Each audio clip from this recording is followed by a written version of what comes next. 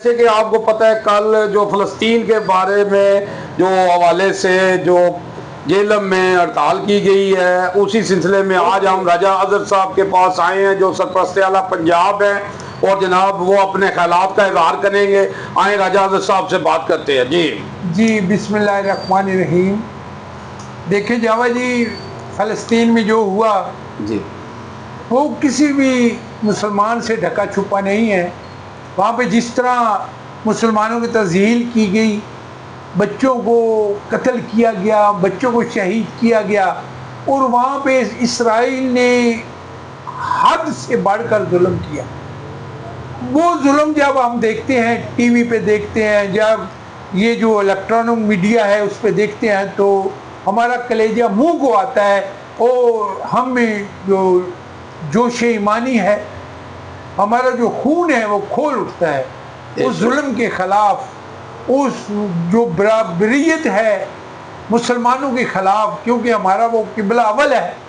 اور اس کی حرمت بھی اسی طرح ہی ہے جس طرح کہ مسجد نبوی کی حرمت ہے۔ اگر مسجد نبوی میں 25,000 ایک نماز کا ثواب ملتا ہے، 25,000 درجے، تو اسی طرح مسجد اقصیٰ میں بھی 25,000 نمازوں کا ثواب ملتا ہے۔ وہ بھی ہمارا قبلہ اول ہے، قبلہ اول ہے۔ تو یہ دیکھیں، یہ بہت بڑی جو اسرائیل نے جرم کیا، ظلم کیا، مسلمانوں پہ ظلم کیا، یہ بالکل اس کے خلاف جو کل ہڑتال ہوئی ہے جاوا جی، پورے پاکستان میں شٹر ڈاؤن ہڑتال کی گئی ہے، اور ہر آدمی جو ہے لا الہ الا اللہ پڑھنے والا جو بھی انسان ہے، اس نے ماشاءاللہ اس میں شامل ہو کے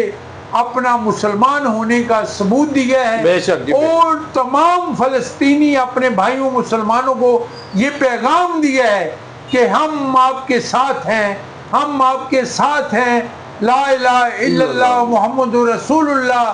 ہمارے نبی کریم صلی اللہ علیہ وسلم نے جو ہمیں پیغام دیا ہے،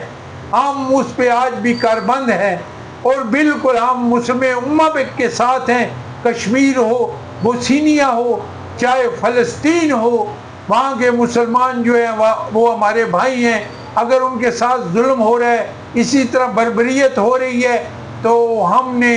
تمام پاکستانیوں کے ساتھ مل کے ایک پیغام کر دیا ہڑتال کی صورت میں